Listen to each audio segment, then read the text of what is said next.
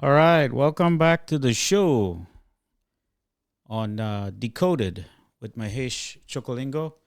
As you all know, we're having some very tumultuous times right now. A lot of crazy things going on in the world.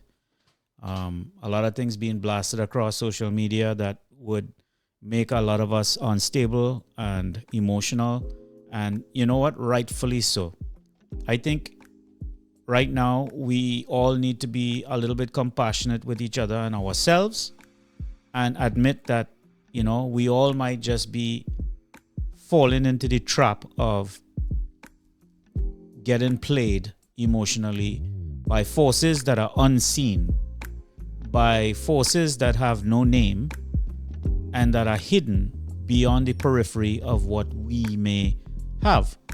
And the reason I'm saying this to you is because my first thought after this recent incident that many of you know I'm talking about, it is creating a climate that is very sensitive and boiling over into something very dangerous. And I would like to watch a video with you of a former military expert who, this is his job. This is the type of job that our governments do for a living. Figuring out how to topple societies, how to affect the psychology of nations, and how to basically fight the enemy without firing a single shot. And I am a bit of a history buff in that I like to read history as going as far back as the ancient pyramids all the way to now, study the cycles of humanity, the Upanishads, all the different religious texts that are out there. I'm fascinated by aliens. I mean, there's no subject or place I wouldn't go and explore because I'm just that free. And the reason I can do this is because a lot of my upbringing was through spiritual practices and spiritual circles, like the Transcendental Movement, Maharishi Mahesh Yogi, meditation, yoga. I am fascinated and enamored with a lot of gurus, Sadhguru, Amaji, Muji. You will find me listening and reading almost every book on spirituality and religion and culture, civilization. I love to play a lot of video games like that. I play Civilization. Many of you know this game. I play another game called Spore, where you're an organism and you land on a planet and then you upgrade and you eat small things and you eat bigger things and then you grow and then you develop into a civilization and you can mold and structure your character in 3D and build out an entire tribe, and then you go from that to nation and nation to intergalactic. And the point is that I have always been fascinated by civilization from the perspective of it being a technology. Now, follow me. Everything is a technology, right down to your physical body is technology. Okay? So once you take that perspective, well, that's the perspective I took. You start seeing the whole world from the level of algorithms. Like Neo in the Matrix, watching all the line of code falling down all around you. That has been my entire life. Now I have a unique skill and advantage that I could look at ideas and I can play with ideas and I can extrapolate ideas and see where each idea will lead to. I don't just jump on an idea for the sake of jumping on it. Now, human beings will be human beings, and we always know that there are forces that are always manipulating and controlling ideas. An idea may be well-intentioned, but if it gets under the control of a sinister or a bad actor, it can be manipulated to pull masses of people into doing some very heinous things. Where I will agree with a lot of the rhetoric coming from the left about Nazism and all these things is that we are living in a time where that could happen again, but not in the way that you think. You're probably thinking, oh, it's going to be coming from the right. Oh, it's going to be coming from the left. And we're caught in this dynamic of left and right. We all thinking the same binary thinking. It's either going to come from the left or it's going to come from the right. And both are afraid of each other. But we didn't stop to think of a simple concept, which is if we go back to thinking in a nationalistic way, which is the glue that binds the country together, which is the whole reason the technology of nationalism was born and invented. It was to build cohesiveness in the nation so that there will be a national identity rather than individual identity of your gender, your race, and all these other different classes we are now seeing again being propagated, which is an indication of a breakdown in our culture and in our society. So let me go ahead and play this video with you guys, and I just want you to keep in your mind, let it marinate a little bit, and just think for yourself, right? That's all. That's the only reason I'm making this. Just think for yourself. And I also want to make a disclaimer here is that I don't know anything. I'm just a random guy on the internet. I don't know anything. I'm not here to solve anybody's problem. I'm not here to give you the solution or the answers. I am just here to probe and ask questions and hoping that in doing so, it will inspire you to do the same and to live your life in the same manner. And if more people multiply this type of thinking, we have a chance. We have a chance to deal with these unseen forces that are manipulating the global situation as it is now. If more humans at the ground level start thinking and analyzing and processing and putting spiritual practice in place, yoga, meditation, learning to be wise and humble and kind, if we all start doing that at the ground, at the grass level, at the roots level, we have a shot at this. And so that's why I'm going to share this video with you today, just to provide some perspective, and let's go ahead and dive in. Charlie Kirk is dead, and it exposed something vile and horrifying that I want to share with you right now, just kind of candidly. He was murdered while he's speaking in public to a group of college kids. And there's one part of this that I think should horrify you to the deepest parts of your very soul. Instead of a universal outrage, instead of every decent person saying this is insane and this is wrong, the internet seemingly lit up with these celebrations and cheers and memes and people actually laughing and celebrating the murder of a man because he wore a different political jersey. So let that sink in for a second. And I don't think any of this is about Charlie Kirk, the person. And I don't think it's about whether you liked him or hated him or didn't even care. I think it's about the fact that political murder is somehow just another headline nowadays. And we scroll right past it. There is a whole new low for where we could go. And you have people online cheering like it's their team winning a Super Bowl. And what you're seeing is an evil, evil mask slipping.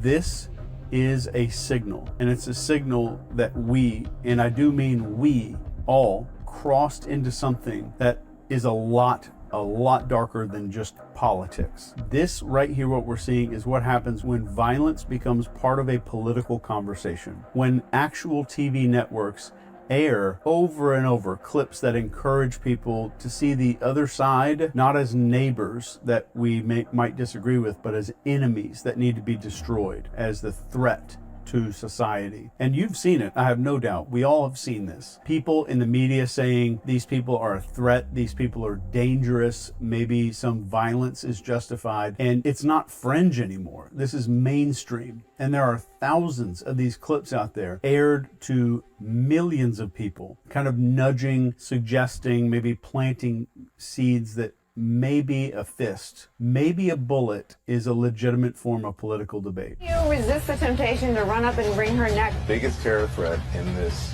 country. I'd like to punch him in the face. I said if we were in high school, I'd take him behind the gym and beat the hell out of him. Punch some people in the face! When was the last time an actor assassinated a president? They're still going to have to go out and put a bullet in Donald Trump, and that's a fact.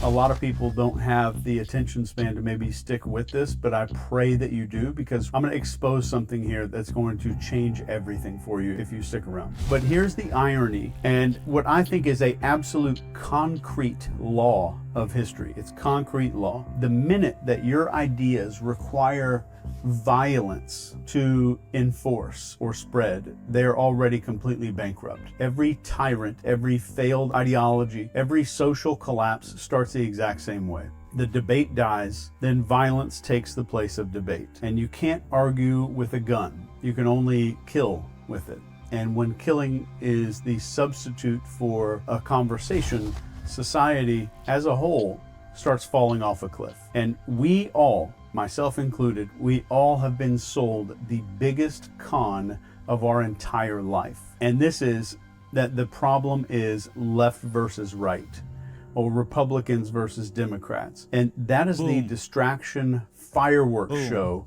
that they want us screaming about while they're doing something else. Yep. And this is a magician's trick. And I'm about to really show you what Charlie, God rest his soul, has kind of exposed here. If you turned on cable news today, you go in your living room, turn it on, maybe you scroll social media, what are you going to see? The absolute fringe.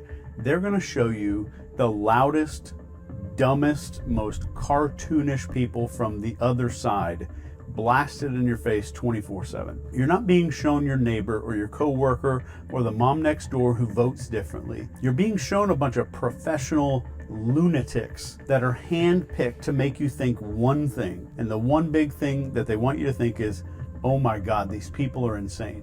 They are the enemy.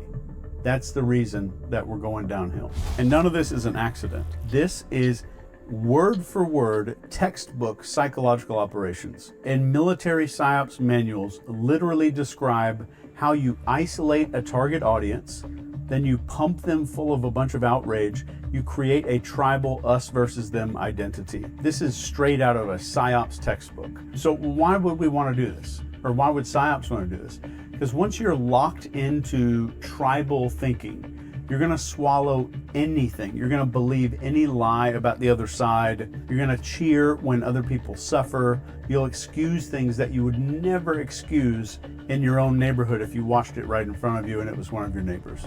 This is exactly the playbook on how you get otherwise decent, kind people laughing at a murder on the internet. That is how you radicalize a country without firing a shot. And let me tell you something that you're not supposed to think about right now. You share more in common. You share more with somebody across the aisle than with a billionaire donor or some media executive pretending to speak for you. I don't think they want you to see that. They need you divided. They have to have you blind and full of rage, because a united, sane, connected public is the one thing that they actually fear. So how does a normal person, just a regular person, a guy who loves his kids, pays his bills, maybe argues politics at Thanksgiving, how does he turn into somebody who cheers at the assassination of a political opponent on the internet? This does not happen overnight. It is a formula, and I'm going to lay it out for you very plain right here. Number one is isolation. And this is where you don't just disagree with people anymore. You're told not even to interact with them. You don't have friends on the other side. Don't date them. Don't work with those people. You need to cut them out of your life. That is step one. And if you're paying attention, that's also step one of joining a cult. So step two is echo chambers. You surround yourself only with opinions that sound just like yours. Social media makes damn sure of this. And algorithms serve you more of what already pisses you off. And this has been proven and documented in research. So that rage gets recycled and concentrated like moonshine, like a moonshine still. And if you haven't caught on yet, this is step two of building a cult, a dangerous cult. So step three here is the tribal script. This is the us versus them narrative. Your side is righteous, their side is evil. Every single issue is framed like a holy war, and it doesn't matter if it's taxes or healthcare. It's suddenly life or death, and it's good versus evil. And if you add outrage and righteous superiority, and our brain chemistry starts going bonkers, crazy, that cocktail makes people feel morally justified in hating and silencing and celebrating violence. That is true radicalization. That's how you turn regular people into basically a sleeper agent without them even knowing. The bad news is that what I just said is only the beginning, and it's happening on both sides of the imaginary aisle. Here's the truly horrifying part. All of this, it's not just a result of some advertising and algorithms. This is deliberate, and I would stake my reputation on it. This is not just some accidental byproduct of politics. This, what we're seeing right here, is engineered step by step to keep you outraged and blind and keep you just kind of stabbing and punching at shadows. All the while, this real power, the people who profit from division, stay completely untouchable. So keep this in mind while we're talking. You have more in common with someone who voted different than you did than the people that you see parading their narratives on TV. Please keep that in mind forever if you're able to. And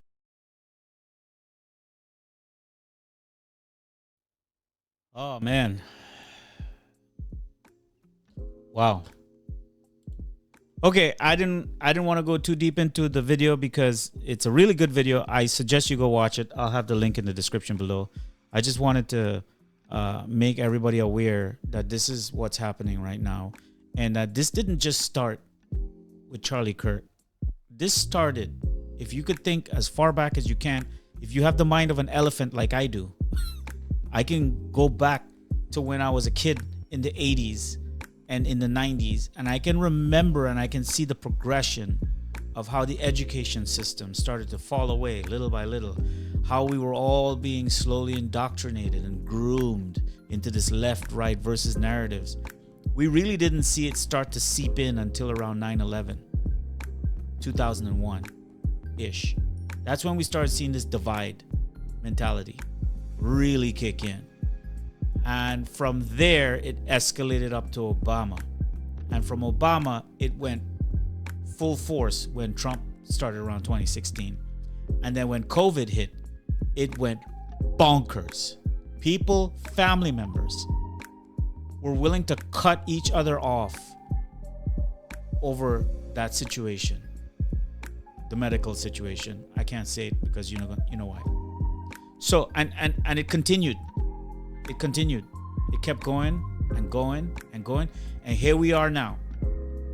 So we're going to need a lot of elephants in the society. People with elephant brains like mine.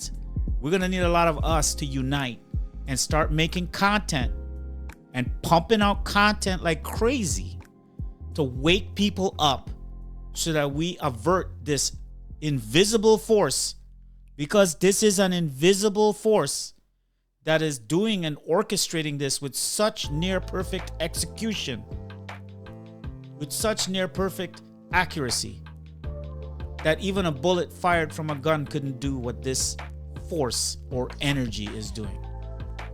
This hidden force. So I'm only speaking to the people who are where we are right now, eye to eye. You know we have work to do. We have our work cut out for us. So we got to do the best we can to influence the people in our circles to keep it together as best as possible. To remind them what free speech means. To remind them what it means to disagree. To remind them, hey, it's okay to have a differing opinion and a different thought and a different perspective. And that's why we had voting. And that's why we have a republic.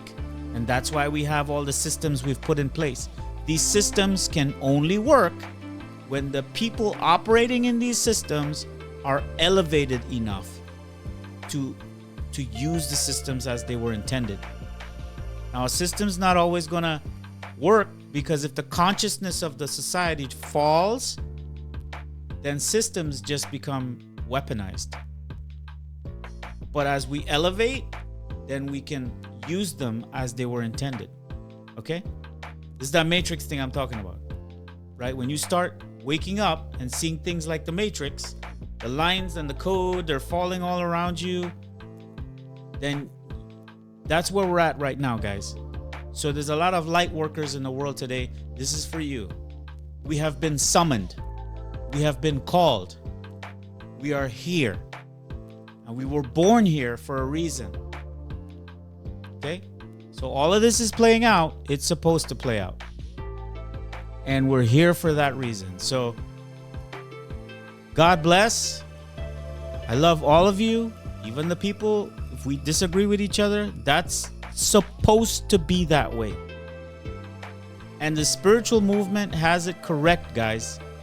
If now more than ever, everybody better be looking into meditation, yoga, reading scripture. If you're a Christian, the Buddha, I don't care what it is. Right now is the time to fall back to your spiritual practices, because these spiritual practices, it's technology. It was technology that was put in place to give us the ability to observe, to fall back, to listen, to be quiet, to analyze, to observe, and to think through things. All right. My name is Mahesh Chukalingo. Thank you for being on my show at elite8ai.com. Decoded. And I'll see you guys on the next one. Go watch the full clip. It was very well done. God bless.